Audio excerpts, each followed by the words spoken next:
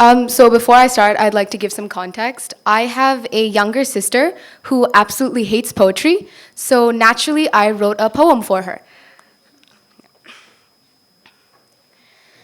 The first time you told me there was a part of me you wanted to be like, I thought I had finally become something you could be proud of, that I was finally someone who could guide you.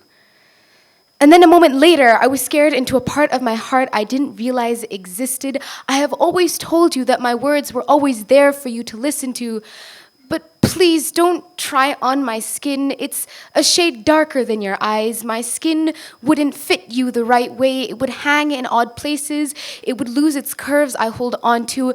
It would make you question your bone structure. My skin wouldn't hug your heart the same way it does mine. It would take some time for you to realize which parts bruise easy, and even then, just when you thought you found a better shield, you would never feel at home in my skin. Darling, if you want to find comfort, you can hide in my arms instead. I'm sorry, lately they've been weaker and less opened, maybe from some of the weight that has tagged along into our lives. I know I cannot hide it from you, but I appreciate you pretending like you do not notice. Like I'm not too weak to guide you.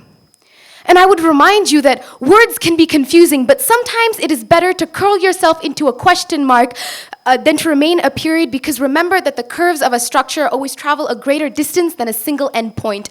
I would tell you that you look pretty in cold colors and in warm colors and in everything in between, but you look the best when you are your entire self, confidence and all. And from my own confusions in life, I have learned that nothing in this world comes easy, so give it your smiles, but always remember to save some for yourself. Darling, I have grown a lot from the hurt that this world has thrown at me, and maybe I'll always be trying to convince myself that there's a way for me to teach you those lessons without forcing you into that same classroom, but I guess now I'm starting to realize that there are some things you just have to learn on your own. But I will tell you, never to take others' pain as your own, because heartbreak is heavy in itself, but it's even more scarring when it was not built to bruise your heart. I will tell you that there is loneliness in finding yourself, but you can always find a way to find company in the lonely of others. And finally, I would remind you that there is no safety in honesty, but darling, we do not live for safety.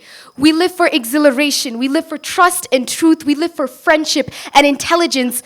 We live for life, for its wholeness and newness. And I hope you learn that that is the best type of living there is. Thank you.